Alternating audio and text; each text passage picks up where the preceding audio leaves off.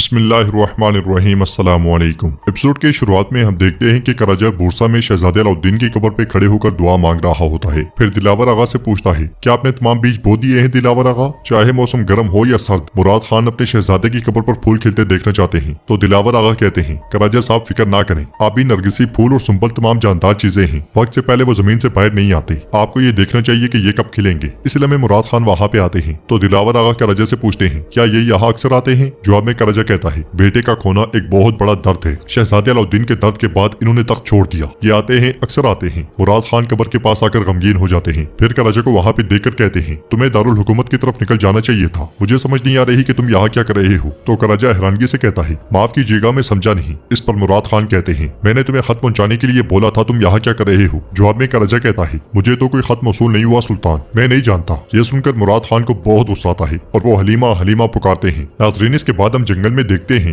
एक खातून बगी का दरवाजा खोलकर हुमा खातून से कहती है, मेरी सुल्ताना, जिस लड़की ने हमारे सुल्तान के जख्मों को ठीक किया था शायद वो वहाँ है, थोड़ा दूर कुएं पर। यह सुनते साथ ही हुमा खातून कुएं की जानिब चल पड़ती हैं और वो बिल्कुल आम से लिबास में मलबूस होती हैं। कुएं के पास पहुंचते साथ ही वो वहाँ मौजूद खवातीन से कहती है, खवातीन, मैं बहुत दूर से आई हूँ, मुझे पता है कि ये थोड़ा मुश्किल होगा, लेकिन मुझे एक प्याला पानी दे दें। जवाबन वहाँ से गुजरने वाली अलीना कहती है, चूंकि आप बहुत दूर से आ रही हैं, आप बैठकर आराम कर सकती हैं, मैं आपके लिए पानी लाती हूँ। ये कहते साथ ही वो अपने बर्तन रखकर पानी लेने के लिए कुएं की जानिब बढ़ जाती है। उसके साथ ही लड़कियां कहती हैं, अलीना जल्दी करो, हम काफी देर से इंतजार कर रहे हैं। जवाब में अलीना कहती है, ये शर्म की बात है लड़कियों, मुसाफिर को पानी देने दो। ये कहते साथ ही वो सुल्ताना को जाकर पानी देती है और कहती है, ये सब अच्छे दिल की हैं, काफी देर से इंतजार कर रही हैं, इसलिए चिड़चिड़ी हो रही है। तो सुल्ताना कहती है, कोई बात नहीं। पानी पीते साथ ही सुल्ताना कहती है, मैं तात्योस नामी तबीब के पास आई थी, क्या आप जानती हैं कि वो कहाँ रहते हैं? तो अलीना कहती है, जी बिल्कुल, मुझे मालूम है, वो मेरे बाबा जैसे हैं, मैं आपको उनके पास ले जाऊंगी। फिर अपने गधे को जख्मी देकर कहती है, वो कितनी शर्म की बात है, ये मैंने कैसे महसूस नहीं किया। तो सुल्ताना एकदम से खड़े होकर पूछती है, क्या बात है लड़की, क्या कुछ हुआ है? इस पर अलीना कहती है, वजन ने इसकी कमर को जख्मी कर दिया है, इस सूरत में बोझ उठाना ज़ियत होगी। सुल्ताना पूछती है, तो अब क्या करोगी? जवाबन अलीना कहती है, मुझे इसे ले जाना है। ये कहते साथ ही वो गधे की रस्सी सुल्ताना को पकड़ाती है और खुद पानी उठाकर चल पड़ती है। उधर हम देखते हैं कि जानिसीरी सिपाही जंगी मशकों में मसरूफ होते हैं। कोई कुश्ती कर रहा होता है, कोई तलवारों से लड़ रहा होता है और कोई नेजों से। इसलिए हमें उस दस्ते के नए सरबराह शहाबुद्दीन पाशा वहाँ पहुँचते हैं और बगौर हर चीज का जायजा लेते हैं। फिर आगे बढ़कर कमरे में दोगान के पास जाते हैं। उन्हें देखकर दोगान कहता है, खैर तो है, आप यहाँ क्या कर रहे हैं? जवाबन शहाबुद्दीन पाशा कहते हैं, हमें अकेले में बात करनी चाहिए दोगान आगा। मगर दोगान आगा अकड़ते हुए कहता है, जो बात करनी है कर लो, मेरे यहाँ कोई गैर नहीं है, ये सब मेरे अपने हैं। इस पर शहाबुद्दीन पाशा कहते हैं, सल्तनत का मामला है, चलो कमरे में जाकर बात करते हैं। इस पर दोगान हंसते हुए कहता है, ये रियासत का ही मुकाम है, अलग कमरा दस्तयाब नहीं है। शहाबुद्दीन पाशा पूछते हैं, कब दस्तयाब होगा? दोगान कहता है, जब हमारे जानदार लिए खलील पाशा आएंगे। ये सुनते साथ ही शहाबुद्दीन पाशा गुस्से में वहीं बैठ जाते हैं और कहते हैं, मैं कोई आम आदमी नहीं जो रिवायात ना जानता हूँ, मैं यहाँ सुल्तान के हुक्म से आया हूँ। हमारे सुल्तान अजीम मुहस्सिर से पहले जानिसीरी के सिपाहियों का हाल जानना चाहते हैं। यह सुनकर दोगान कहता है, हम अच्छी हालत में हैं और सब कुछ ठीक है, खुदा का शुक्र है। हमारे सुल्तान से हमारी वाहिद ख्वाहिश उनकी अच्छी सेहत है, मगर हाँ,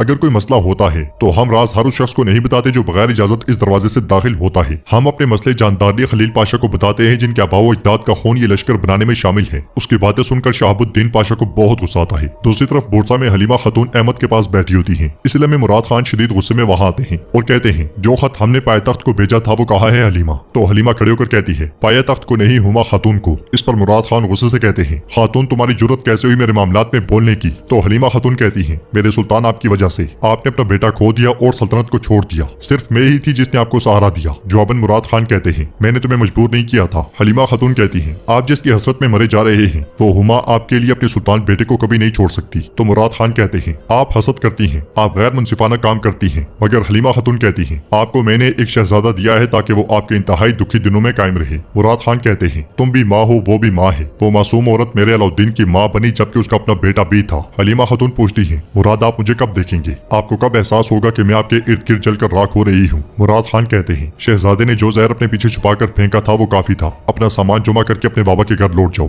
यहाँ तुम्हारी कोई जगह नहीं है। तो हलीमा खातून परेशान होते हुए पूछती है, क्या आप मुझे शहजादे से अलग कर दोगे? तो सुल्तान के पुकारने पर मुहाफिज खवातीन वहाँ पे आती हैं और सुल्तान उनसे कहते हैं, शहजादे को उसकी माँ के पास से ले जाओ। ये सुनते साथ ही हलीमा खातून रोते पीटते हुए शहजादे को उठा लेती हैं और कहती हैं, मैं नहीं दूंगी, मैं नहीं दूंगी। मगर खवातीन शहजादे को लेकर चली जाती हैं और हलीमा खातून मुराद खान के पांव पड़ जाती हैं। वो इल्तिजा करते हुए कहती हैं, मेरे सुल्तान, खुदा के लिए थोड़ा रहम दिखाएं, शहजादा अलाउद्दीन माँ के बगैर बड़ा हुआ था, अहमद को माँ से महरूम ना करें। जवाबन मुराद खान पीछे हटते हुए कहते हैं, ये तुम्हारे लिए एक सबक बन जाएगा। मगर फिर गुस्से को जब्त करते हुए कहते हैं, इस बार अलाउद्दीन की खातिर मैंने तुम्हें माफ कर दिया, मगर आज के बाद अगर ऐसा हुआ तो हलीमा हलीमा खातून कहती हैं, वादा है मेरे सुल्तान, मेरा वादा है मैं अहमद के बगैर नहीं रह सकती, मुझे माफ कर दें। तो मुराद खान नाराजगी का इजहार करते हुए चले जाते हैं। नाजरीन, इसके बाद हम देखते हैं कि शहजादी मारा एदरनी के महल में दाखिल होती है। उसे देखकर सुल्तान बहुत खुश होते हैं और मारा आगे बढ़कर सुल्तान के हाथ का बोसा लेती है। फिर सुल्तान पूछते हैं, आप काफी अर्से बाद आई हैं, कैसी हैं आप? तो मारा कहती है, मैं ठीक हूँ। इसके साथ ही वो आगे बढ़ते हैं और मारा कहती है, मुझे वो खबर मिली जो आपने यानूस के बारे में भेजी थी। तो सुल्तान कहते हैं, अच्छी बात है कि आपके बाबा ने दोबारा वही गलती नहीं की। मारा कहती है, मैं जानती हूँ कि यानूस अब भी आराम से नहीं बैठेगा। यह सुनकर सुल्तान कहते हैं, उनके बारे में मत सोचें,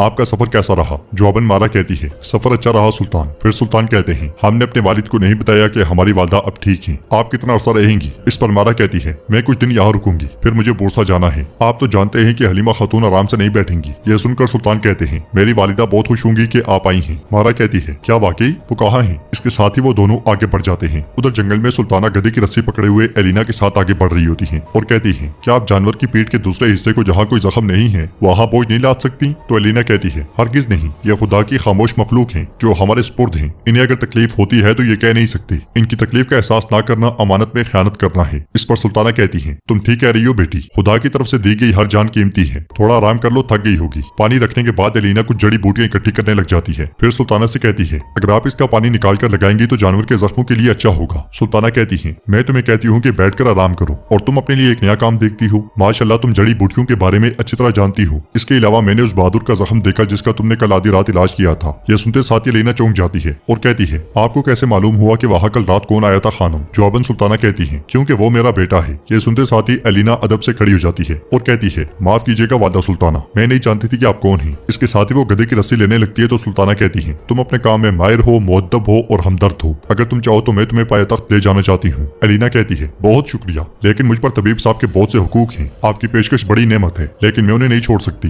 यह सुनकर सुल्ताना उनसे प्यार करते हुए कहती है, अगर तुम राजी हो तो हम तबीब साहब से बात करेंगे, इसके बारे में मत सोचो। नाजरीन, इसके बाद हम देखते हैं कि रियासत के ताकतवर मगर साजिशी लोग साथ जोड़कर बैठे होते हैं, यानी कि दोगान, इसहाक और जानदारली। दोगान जानदारली से कहता है, मुख्तसरन इस वाक़े की यही वजह है पाशा। तो इसहाक कहता है, उस सुल्तान को देखो जिसे हम बच्चा कहते हैं, किस तरह वो शहाबुद्दीन की बात मान लेता है। जवाबन जानदारली कहता है, मसला शहाबुद्दीन नहीं है, महमद जानता है कि जब तक महल का झुकाव मेरी तरफ है तब तक कुस्तुनतनिया की मुहिम में ख्वाब से ज्यादा कुछ नहीं। फिर इसहाक दोगान आगा से पूछता है, आप इसके बारे में क्या सोचते हैं दोगान आगा? इस पर दोगान कहता है, उस मैदान जंग ने हमें इंसान नामी जानदार की पहचान करवाई पाशा। उसके चेहरे पर ना कोई परेशानी थी और ना कोई खौफ, बज़ाहिर उसे यकीन दहानी मिल गई है। मैं कहना नहीं चाहता, लेकिन ये शहाबुद्दीन वो चाहता है कि वो वज़ीर आज़म बने। यह सुनते साथ ही इसहाक और जानदारली चौंक जाते हैं। उधर सुल्ताना एलिना को एक जगह लेकर जाती है और कहती है, इसे खास बगीचा कहते हैं। यहाँ मर्दों में सिर्फ सुल्तान और छोटे शहजादों को आने की इजाजत है, बाकी सब लौंडियां हैं, स्याह भी हैं और सफेद भी। हर एक का अपना फर्ज है। यहाँ लोग दिन भर किसी न किसी काम में मसरूफ रहते हैं और या वो उलूम सीखते हैं। एलिना पूछती है, कैसे उलूम? जवाबन सुल्ताना कहती है, लिखने और पढ़ने की सलाहियत, हिसाब किताब के उलूम सीखने के साथ साथ यहाँ इल्म कानून और गायकी भी सिखाई जाती है। मुझे उम्मीद है कि तुम भी तब का फन सीखोगी। फिर वहाँ मौजूद वसीला से कहती है, वसीला बाजी ये एलिना है जिसके बारे में तुम्हें बताया था। मैं जाती तौर पर इसकी महारत की जमानत दे सकती हूँ। मेरी ख्वाहिश है कि ये तबीब में तुम्हारी तरह माहिर बने। जवाबन वसीला कहती है, मेरी सुल्ताना ठीक है, आप बेफिक्र रहें। फिर सुल्ताना कहती है, इसके अलावा जो दवा तुमने मेरे लिए तैयार की है वो इसे समझा दो, अब से ये मेरी दवाई लाया करेगी। ये कहते साथ ही सुल्ताना चली जाती है। और नाजरीन